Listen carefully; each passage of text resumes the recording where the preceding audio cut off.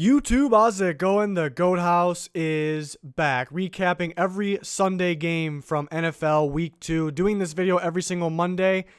Let me tell you, Week 2 was a week to forget. A lot of big-time injuries, unfortunate injuries for big-time quarterbacks or players, and some terrible officiating. I thought, for the most part, the officials decided games more than teams and players actually did, and that's just unfortunate. Didn't apply to every game, but most games. There was some really bad ones. This video won't drag on as much as last week's did. You know, there's not a whole bunch of great football to recap. It's mainly just poor officiating and injuries, but we'll go through and talk about each game as much as I can here. Also got predictions for every single week, recaps, power rankings, big moves in the power rankings coming this week, big time movement for teams. Subscriber goals at 40K by the end of this year. Please help us out by subscribing. We got you covered with NFL and college football content. Click that like button, turn notifications on so you don't miss anything, and check out our Twitter. Tweet during all live games on our Twitter, so it's a must follow. And first Sunday game was the Vikings and the Packers. Interesting game. Got to credit the Packers for the start. Matt LaFleur, actually, in particular. Rodgers threw the ball very well. The team was executing very well to start this game. And, yeah, you got to credit LaFleur. They had Rodgers, wearing the wristband with the play sheet for the first time. So to be able to do that for the first time, it looks pretty promising going forward. And the script was great. It was a scripted offense, which I like it. It was good. They put up 21 points instantly, So it's something to be excited about because it's something they definitely can get better. Because, again, that was the first time that Rodgers was wearing that wristband, the play sheet. So pretty, something to be excited about. I will say, though, that, hopefully they do get better once the scripting is done because you can't script like the second half. You can't really script that. And you saw the Packers really didn't have, after they scored 21 points, they really didn't have anything. They didn't really have anything. So hopefully they get better in that situation. They did play a pretty good defense, so that did step up there. So a good game from LaFleur. 2-0, the Packers top of the NFC North. Aaron Rodgers, he didn't really wow, man. He doesn't need to, It's just he played a great game, played it safe, which is rare, play a safe, smart game, which is rare these days, and that's what he needs to do. So it's perfect. Do I even mention Kenny Clark? I'm going to be mentioning him every single week. I think he's the best nose tackle in football right now. He was absolutely dominant. Run game, getting after the quarterback, too. Once again, he was dumb. Aaron Jones impressed me in pass protection too. So, and they had some good defensive moments. Getting turnovers. Credit the pressure for the fumble, interceptions. Mainly on Kirk Cousins, I believe. But yeah, the Vikings, like I said, they were down early. They were not. That's how you beat the Vikings defense too. You can't let them think and adjust to how you line up because that's what they do. You look at Harrison Smith, you look at Eric Kendricks and Anthony Barr. They're always changing the whole defense at the line based on how teams are lined up. You go quick, you script. Nobody really can do anything. So that's impressive with the Packers. The Vikings already with some injuries too. They got, you've seen Nate Meader's one-on-one with Devontae Adams and one-on-one with Geronimo Allison. That's the guy they just took out of the practice squad. So I guess it came down to that. That was confusing. So I was actually surprised the Vikings defense was able to step up, so I guess that was impressive, but couldn't come in with the win. This game shows how important two things here. Two things we already knew. It shows how important to another level quarterback position is and how important the start is, how you start. We saw the Vikings dominate that game against the Falcons last week because the start was completely dominant. Falcons couldn't get back in it. Vikings were able to run the ball. Packers start super good. The Vikings adjust. The script's over for the Packers. I thought the Vikings outplayed the Packers for 3 quarters. The Packers only outplayed them for 1. And then the quarterback position, it's an insult even bringing it up. Wasn't even a battle. Aaron Rodgers by miles and miles and miles.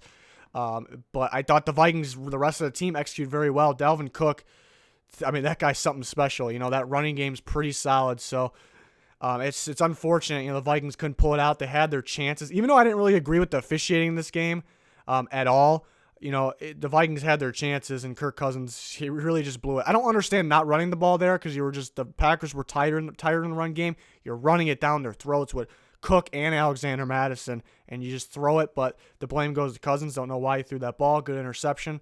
The Vikings could have won this game. With the disaster they had, they still could have won this game. It shows how good this team is, but I'm starting to doubt the quarterback. I never said Kirk Cousins was a good quarterback. Never complimented the guy a lot, but I never doubted him. I always believed in him that he can get better, but this takes it a notch down. This game right here takes it a step down.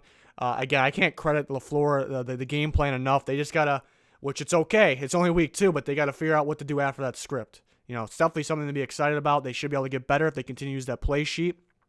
But yeah, they got to execute down the line. They could have blew the Vikings out at one point. Then it looked like the Vikings were outplaying them, could have came back. It was a strange game, but I guess a pretty good game.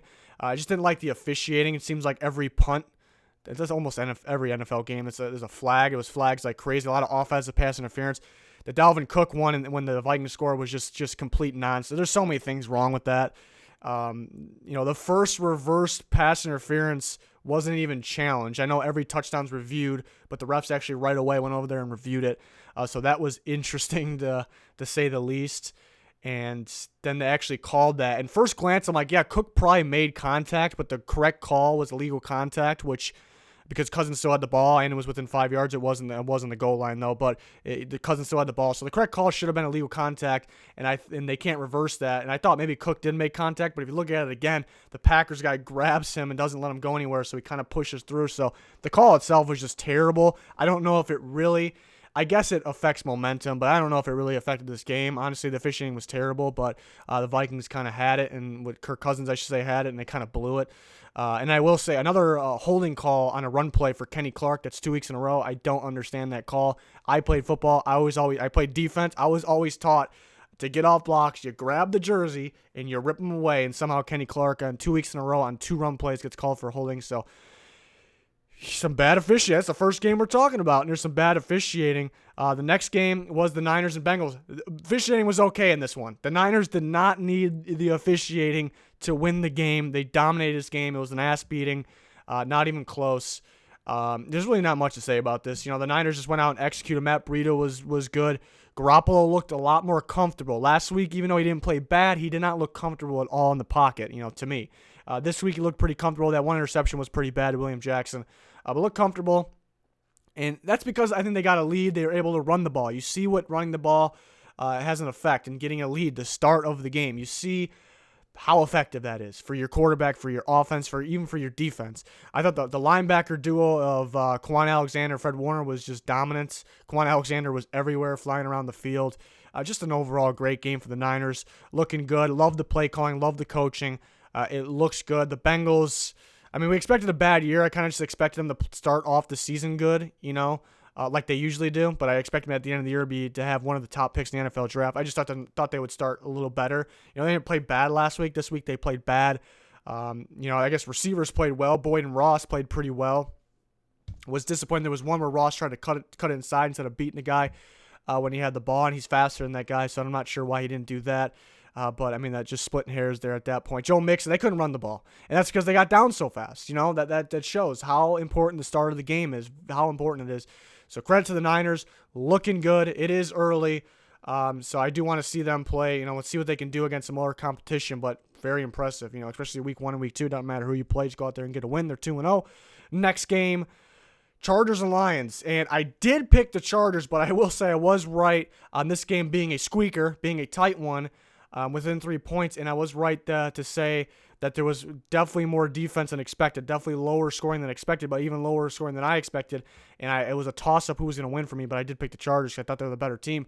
But you actually look at how many sacks were in this game, and there's only one, I believe it was. The Lions had one, and that's kind of surprising, but there was some pressure that, could have been sacks, but actually led to some. I thought there was pretty poor quarterback play in this one, to be honest. Led to 2 interceptions from Stafford, 1 to Philip Rivers. So big plays by that guy, big play Slay, big play from him, the 1 interception of Philip Rivers. But Stafford throws the ball to the wrong team 2 times, and you come up with a win. So, I guess that's a little scary, but I guess it's a good thing because they still won the game. And the Lions don't have a loss. They should have won last week too, but I guess that's their own fault. I guess coaching's own fault, but the Lions look pretty good. The defense, like I explained last week, very unique, very good at disguising things. I said that last week. Really impressive. Like I said, Darius Slay, big play Slay stepped up. Got to be maybe the MVP of the game. Tracy Walker continues to impress, young safety. And then Jelani Taive actually is impressing too. He looks a little more athletic than he was in the college tape too, which is surprising. He's one of those disguise guys too. You can use him in different ways. You're not really sure what he's going to do. So that's kind of Patricia's weapon. They had to have that guy because that's a Patricia guy. And he's looking pretty good. Yeah, I thought the Chargers defense looked pretty solid too. I thought Thomas Davis was everywhere. I thought officiating was kind of poor in this game too. There was games where it was worse, but the Chargers had 2 touchdowns taken back in one drive within a few plays of each other, and one was just such an impressive run by Austin Eckler, and it was a very soft block in the side, maybe in the back, but he didn't really hit him it wasn't no blind side. I don't agree with the call.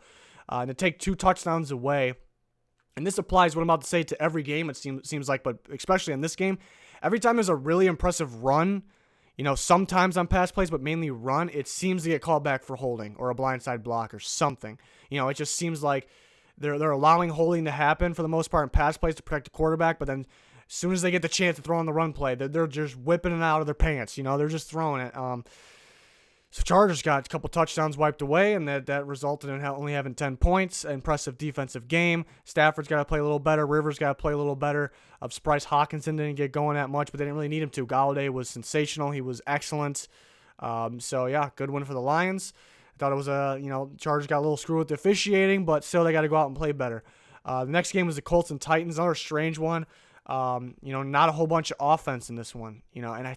The Titans are kind of going back to their old ways. It just seems like there's no urgency. There's no drive to get the drive going. That's what it seemed like in this one. Mariota didn't have much. It looked like he, was kind of sitting in the pocket a little too long. Couldn't really find anybody open. Derrick Henry, they're going back to not using him enough. They used him decent amount, more than any running back. But, what was he averaging? Almost 6 yards a carry, and just stopped using him. And it's not like, they were winning a good amount of this game too, but they were acting like they were down by so much at times, but then at times they act like they had all the time in the world. They wasted I think there was 3 minutes left, and they wasted a whole bunch of time to get the Colts to jump and then just punt the ball with about 3 minutes, 3:20 left. You wasted all this time. You made it harder for yourself. You knew you were going to need time to make something happen, and you just kind of screwed yourself. So didn't like the coaching for the Titans really at all. I think Mariota's got to play better, not that he played bad. A couple defensive guys step up. Jayon Brown, Logan Ryan, they stepped up. Defense was fine.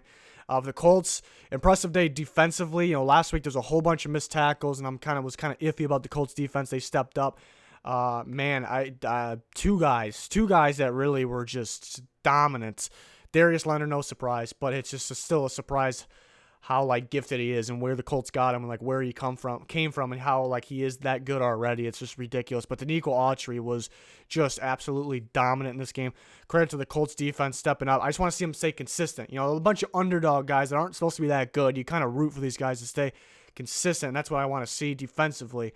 So it looks like they look like they're showing some promise there after a good game here.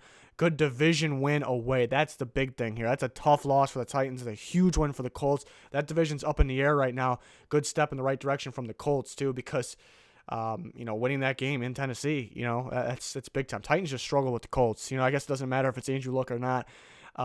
Jordan Wilkins was actually surprising. Not a whole bunch of offense. Brissett, he wasn't bad, but, he did what he had to do. But, he could play a little better, but that's a good defense over there for Tennessee. It's the same thing for both quarterbacks. They weren't bad, but it's want to see more, but you can't really blame Brissett too much. He played his game. It's only his second game starting this year when he wasn't really expecting to start. I like Brissett. Got a lot of upside. I think the credit goes to the Colts defense in this one. I think this game was officiated pretty well. I don't think it really affected the game much like a lot of the other games. I already talked about a couple of them. But I can't credit the defense enough. Darius Leonard, but mainly Danico Autry.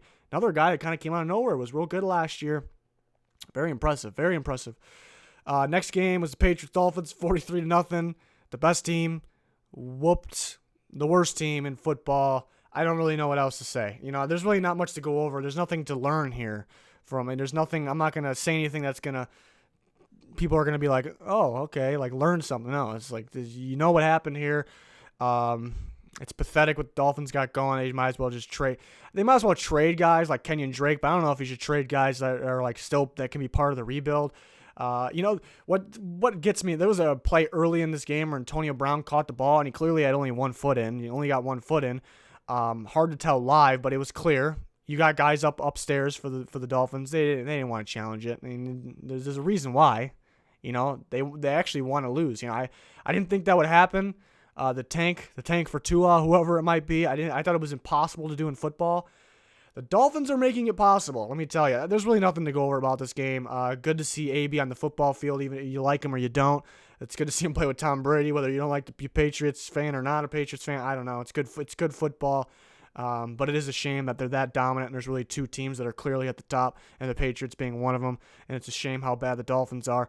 People in that organization that hate losing they got to be a mess. It's got to be just terrible. And they got to be like, when's the draft? It's got to bring the draft here. Let's fast forward, okay? It's going to be a long season. But at least people know what's coming, I guess, so you're not like surprised when they don't do good, but just makes it longer. I don't know. The Bills and the Giants, rough start for the Bills. Saquon had a ridiculous run that I know he's Saquon, but the Bills, it was a messy defensive play. They should have made tackles. They took terrible angles. So I thought maybe the Bills were in trouble.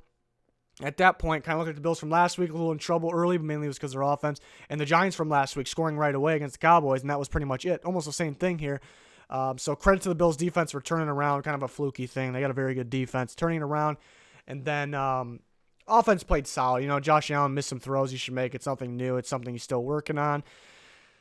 The Giants, credit to the Bills for the defense stepping up and going out there and scoring 28 points, but it just felt like it was just kind of Eli just lost the game. That's how I sum up this game. Eli lost the game. I'm not trying to take any credit away from the Bills, but they're 2-0 right now. Look like they go 3-0 after next week, so credit to them, what they're doing in the organization, the young talent they're bringing in. Love that defense. Really love some of those pieces there, but it just felt like, to sum up this game, it was just Eli lost it. Just the Giants' lack of talent, Eli kind of blew the game, and that's what it was. Daniel Jones could start next week. He's got a fumbling problem, though, I see. So we'll see what happens. They're not ruling out Daniel Jones playing next week. It's a shame that Saquon just sitting there on that team. He's just very good. But nothing much else on that game. It's the Giants. They're battling. It's tough to battle the Dolphins, but they're kind of battling them. I think if the Dolphins actually tried, maybe the Giants could be the worst. But they do have Saquon, which the Dolphins don't have. I don't know. Rambling now. Seahawks and Steelers, 28-26. Kind of like last week. Like the Seahawks, they're impressive at times, but just go put the game away. Go execute the way you can execute. It looks like they're holding back a little bit to kind of let the Steelers back in this one. Just go finish it out. It's weird because you see how good they are. You see glimpses of it, and it's not like they're inconsistent either. It's like, just go put the game away. Russell Wilson throwing that dime to DK Metcalf. DK Metcalf's been great too, by the way. But it's just I think they can do more of that. It feels like they're just holding it back. It's purposely done. I don't know. It's kind of weird. I just thought they can put it away, but they had control of this game the whole way. So maybe playing it safe a little bit, but. Russell Wilson was good. DK was good. I thought Rashad Penny was better than Chris Carson. Penny looks fast. Looks good that the first round pick's getting going here. Steelers, unfortunately, Big Ben out for the season now.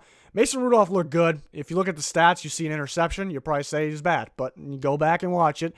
Dante Moncrief, he's proven to me one thing, and I said this before the season too. He's proven that he's a ball dropper. He drops a mean ball, a perfect ball, I should say. He shouldn't be playing. He shouldn't even be on an NFL team. He's always proven he drops the ball. I think they have better receivers that can step up. James Conner hasn't looked right, coming off the field too, minor injury or whatever. He just hasn't looked right, but they're going to be running the ball a lot. I don't doubt Mason Rudolph. He can throw. I liked him at Oklahoma State. He's got his partner, James Washington. I'm pretty excited for that. You cannot say it's a good thing at all, but the one good thing is you can see if Mason Rudolph is the guy for the future, so you get an idea if you need to draft a quarterback in this one, and there's a chance you can have a very good pick to get that quarterback. It works out because if you have that very good pick to get the quarterback, it means you probably need a quarterback in the future. If you don't, it's looking like Mason Rudolph is the guy of the future, who I think he can be. I think he can be. He'll have his bad moments still, but he can throw. I'm excited for the duo of Washington and Rudolph. Really liked watching them at Oklahoma State. Real big fan of James Washington.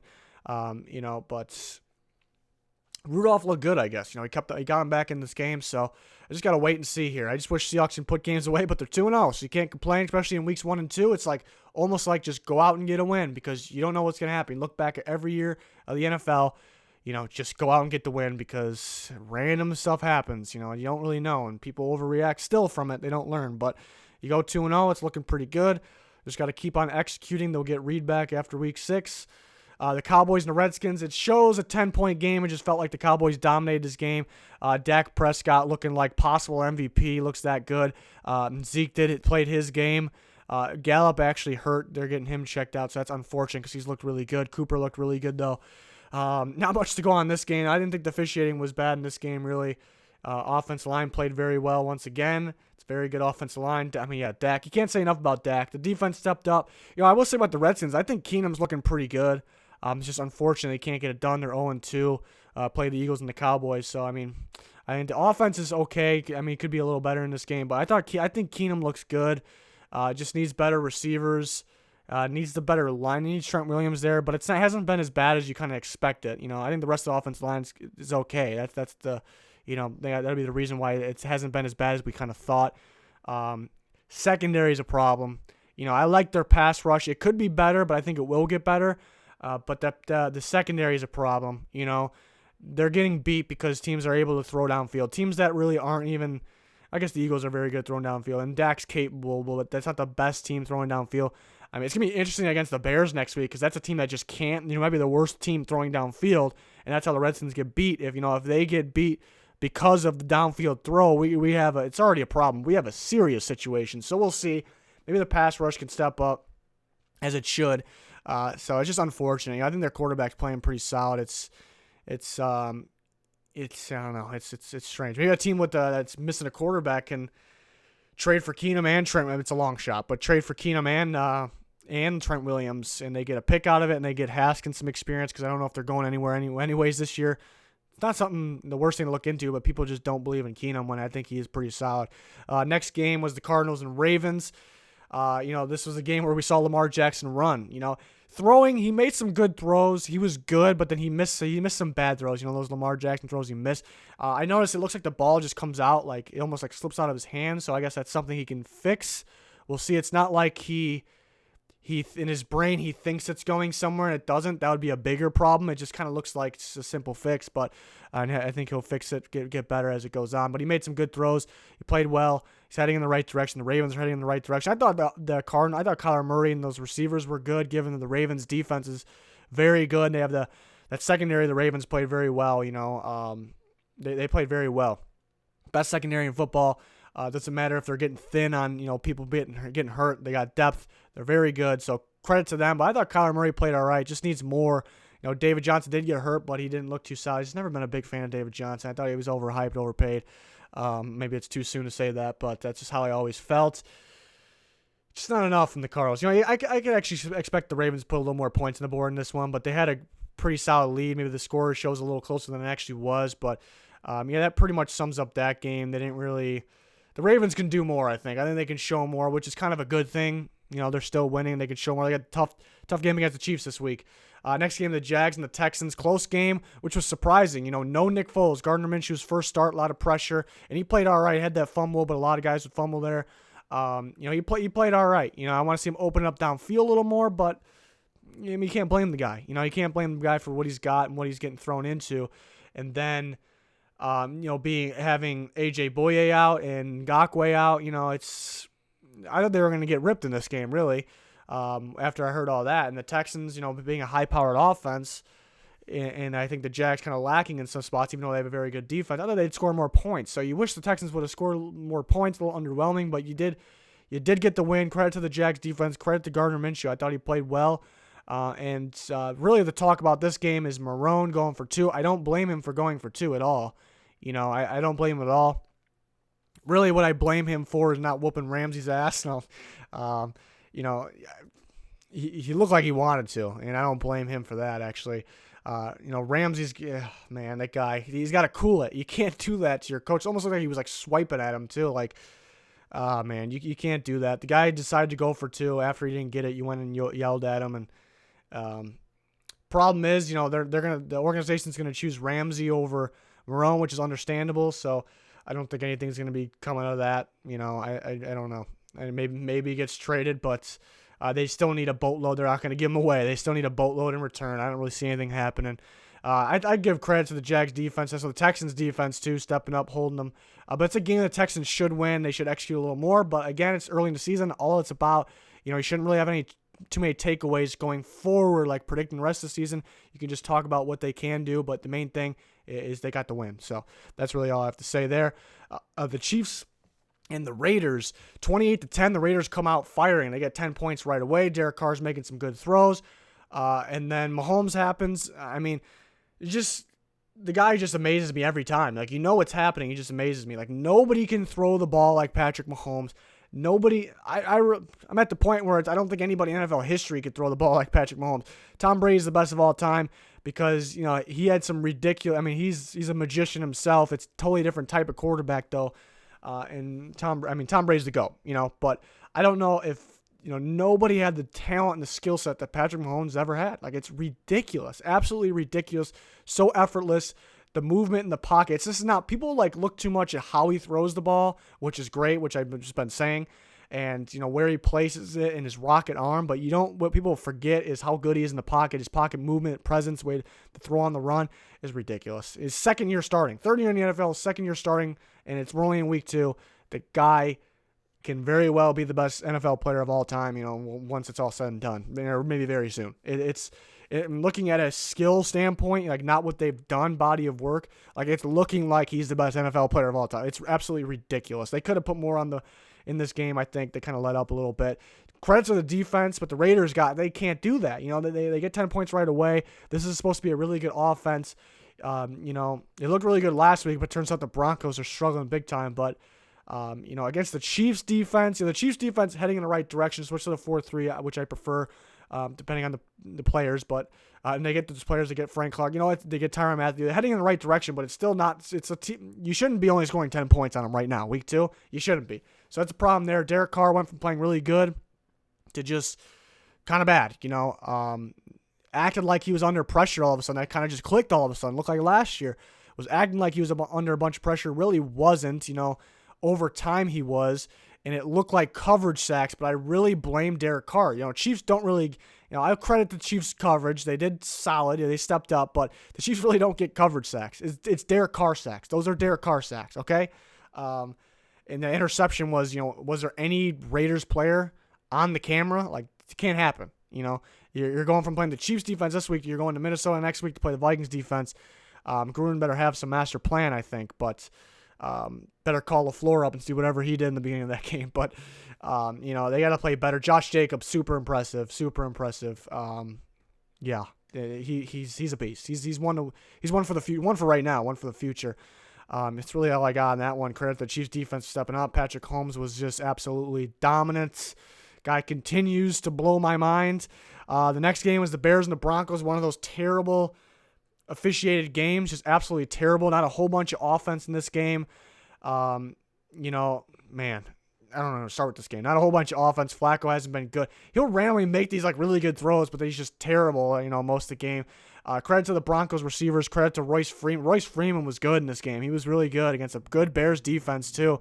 It's just, Trubisky, it almost looks like Nagy just doesn't have faith. The team doesn't have faith. Not the team. Nagy doesn't have faith in Trubisky right now. And this is what I think of when I see this game. And you look at how many throws that Trubisky had over 10 yards. It was one. It was that last play, which was a good throw, step up in the pocket throw. He did drain a lot of time, which he shouldn't have done, but he got it done. But what I think of is last week against the Packers. Tramon Williams said, what did he say after the game? We wanted to make Trubisky play quarterback, and that's what we did. And he's right. He's right. They made Trubisky throw downfield, and the Packers won the game because of that. And the Broncos didn't make Trubisky play quarterback. What result was the Bears won. So I think that's the problem there. I'm still super disappointing in the Broncos pass rush, and not even their ability to get sacks. Well, Bradley Chubb, I guess it wasn't going to be a sack. Trubisky got rid of it, but I think you see where I'm going. But Von Miller and Bradley Chubb need to do better, even in the run game, too. It's almost like they're non-existent. Sometimes Bradley Chubb with some bad reads on run game. He's an elite run stopper, as a reader, as a prospect. And he's got to have better reads. He's got to have Von Miller, too. People think that Von Miller is as good as Khalil Mack, and it's close. Von Miller's a great player, but I don't have to think too much to tell you. I don't have to think at all to tell you which one's better. And the game's right there. I know it's one game, but it's really more than one game. What you see in the past, it shows you. Khalil Mack's getting held on every play and still making a presence. Even though maybe his stats don't look fantastic, if you watch the game, you know how dominant he was. There could have been more holding calls than that one. That's why I don't like the officials pick and choose. So I will say the Bears were. The refs were kind of on the Broncos side with that one. They did call him for holding, but there could have been more. But the end of the game for the officials was a complete disaster. It really gifted the Bears. It really did. The Broncos had that game, and the Bears only had to throw the ball one time. They only had to complete one pass. To credit to Pinheiro for making that kick, though. But they only had to complete one pass to do it because that terrible, terrible roughing the passer call on Bradley Chubb. And if that was last year, it wouldn't be this bad. If it was week 2 last year, it wouldn't be that bad because that was happening like crazy. Like that was a roughing the passer call early last year, and then they kind of fixed it throughout the year, and they made it like less likely to happen. And then other games this year, so it's only week 2, but they haven't really been calling that unless it's pretty bad. And they call that one. It's a little shady, it's a little weird in that situation. I thought it was a forced sack from behind. He still had the ball in his hands. I'm surprised he's able to get the ball out, so credit to Trubisky for that. Because if he didn't get the ball out and it was a sack, I don't think there was anywhere they were calling it. So I guess credit to Trubisky there, throwing it away. And then I thought the clock hit 0 when Trubisky threw that last pass. It's close because it was 1 turning to 0 when he went down. I don't know if it's possible to call a timeout there. I shouldn't say. I'll say I thought it hit 0, but I can't say it did. My problem is no review there. They're reviewing everything these days. They're reviewing absolutely everything, and you can't review that. Like, that's my problem. That's my problem. So, the Bears still could have won the game and maybe should have won the game. They dominated most. I shouldn't say dominated. They had the game, won most of the game. But I thought the Broncos did enough to actually win the game. The series before, the Broncos thought they won the game. Kind of going backwards. Terrible play calling. Royce Freeman was all over the Bears defense. The Bears defense was absolutely dead. Khalil Mack's out of the game. You could see Roquan Smith huffing and buffing. A lot of them are. Royce Freeman is all over them. They get within the 10 or the 5-yard line. No more Royce Freeman. And then you get on the 2-yard line with third down. You decide to throw a pass that was picked off by Fuller. Terrible pass. But the worst part is the call. Give the ball to Freeman. You have 2 downs to get in the end zone. You're going to go for it on fourth down. Give it to Freeman twice. Give it to him twice. Not the worst decision if you give it to him on third down and you decide to pass him fourth. But what they did was terrible. Broncos had some opportunities to win the game, and they had it. So a lot of holding in this game, though. A lot of holding there. I thought Khalil. You won't see it by the stats, maybe, but I thought Khalil Mack was pretty darn good. Buster Skrine actually stepped up too for the Bears, so I thought he stood out a bit. But yeah, I liked Royce Freeman. Defensively for the Broncos, though, I thought the corners played pretty good. Chris Harris was pretty solid. Justin Simmons was good. He was good. I picked the Broncos to be a top-tier defense because of that pass rush, and Saints and Rams. First off, let me get this out of the way. Before anybody, let me just say the credit to the Rams. They won the game. They won it pretty big. I know they executed well, running the ball, executing the red zone. They did what they had to do to win the game. They stepped up here and there. I don't know what else to say. They won the game at the end of the day. Credit to them for that. Good coaching. But this officiating is just terrible. Just terrible. If you watched our Pick'ems video, I picked the Saints and went ahead and said, I think it was in that video. I said it at some point. Make a lot of videos here. And I said, there's no way the refs in the NFL let the Saints win this game because I think the officials will make it right, which is terrible that they have to do that. And then I kind of said, what if it's actually the opposite? What if the refs in the NFL still hates the Saints because they're sick of their shit? The state of Louisiana is suing the NFL. They're constantly complaining. And that's what it looked like. And then Drew Brees gets hurt. Unfortunate.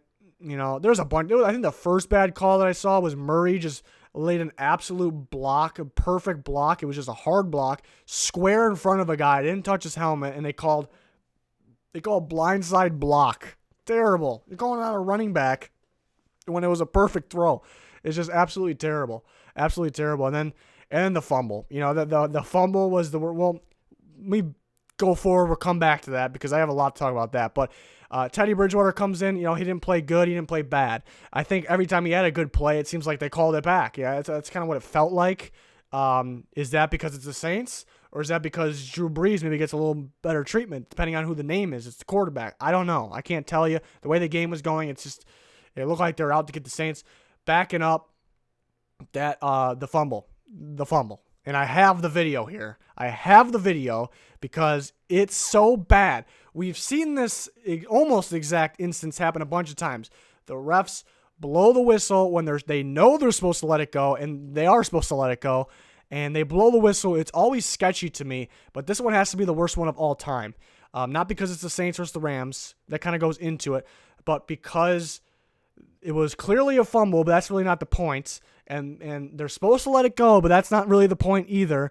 But because Goff dropped the ball as a fumble, it's sitting on the ground. Cam Jordan picks it up, or Cam Jordan gets the ball from Jared Goff, and then he's running, he's getting outside, he's running downfield, and then the refs come in and blow the whistle.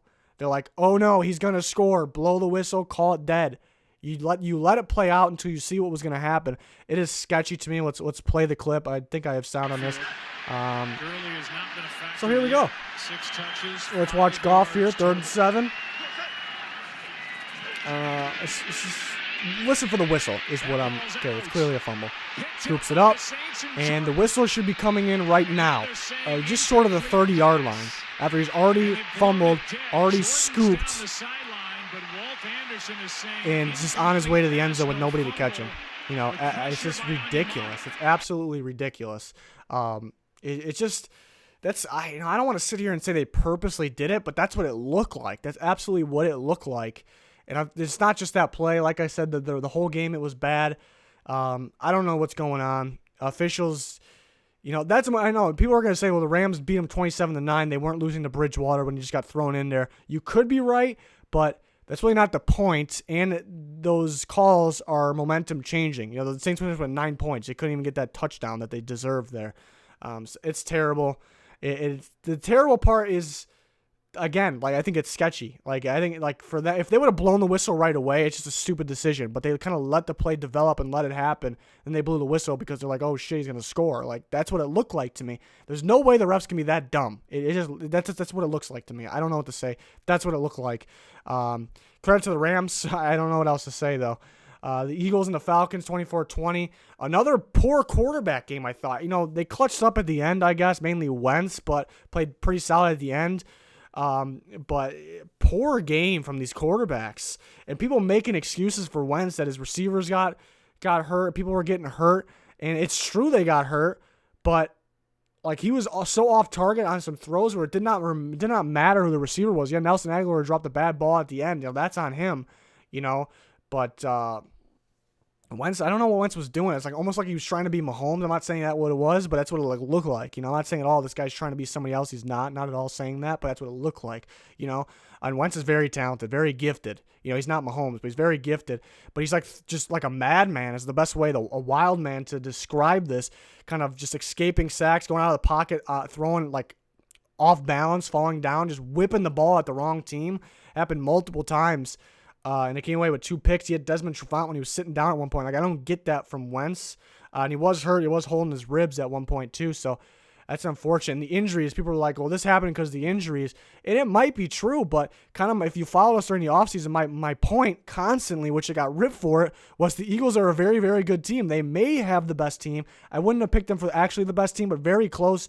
An elite team, probably the only elite NFC team based off their team. But my problem is, will they stay healthy? Their offensive line, their secondary, their quarterback has proven me they can't stay healthy, and I got ripped for that. I made that up out of nowhere, and it's already happened. I'm not saying it's long-term stuff, and it's going to continue to happen, but now you see where I'm coming from, and people are acting like they got hurt, they lost the game. You might be right, but it's something that's not crazy that's happening that they got hurt. It's stuff that could happen. It's stuff that could happen. I credit Wentz down the stretch, because he clutched up, played pretty well, threw some good balls, but started off pretty bad. Matt Ryan was making some poor decisions. I thought it was just a Vikings thing, him against the Vikings last week, a week 1 thing, just because it's week 1 and It might be a Matt Ryan thing. The offense line's not helping him like I predicted at the beginning of the year, before the year. Offense line's pretty rough. Caleb McGarry didn't like that pick because of the injury potential and because I didn't think it was a first-round pick. And both are showing right now, both of those. So I didn't like that pick. Lindstrom is out too, but that was kind of just a surprise. I don't like the way Devonta Freeman's run the ball. It looks like Ito Smith's better. It's crazy to say, but it looks like Ito Smith's better. They won the game, though. Dominant receiver play, I'd say. The secondary looked good. The Eagles got a problem with their secondary. You can just continue to throw the ball deep. You see it coming. Matt Ryan missed some good throws. They do it again, and he missed some throws, and then he hits a touchdown like a couple plays later. Next time he get the ball, like you had to know it was coming. So they got a secondary situation back there. They make plays at times, but they have a secondary situation. It's no surprise. Something I said before the year. Teams can beat them deep. So that's really like their only problem there. But they got to stay healthy, and Wentz got to take care of the ball a little better. Good game, though. It was pretty exciting, and just the quarterback play. It was like it came down to one point where it looked like which quarterback played worse was going to lose the game. And, I don't know if Wentz actually played worse, but given what he did at the end, maybe that put him just above Matt Ryan. But I guess for majority game, like I talked about in the beginning of this video, how you start is more important than you think. We learned that a lot today. I think that's what kind of sums up the quarterback play in this game and maybe this game, even though the Eagles came back and took a lead. That screen pass to Julio Jones can't credit Jake Matthews for that block, but that can't go for 6. It just can't. It just can't. But credit Jake Matthews on that block. Credit the play design. That's what I got for this game. I guess it was a fun game to watch. That's what I got for Sunday recap. Let me know your guys' thoughts. Hopefully next week's a better week in terms of injuries, injured quarterbacks, and mainly officiating. It was too many flags that, it was brutal. That's going to do it for this one. Stay tuned for plenty of predictions every single week. Thanks for watching. Goodbye.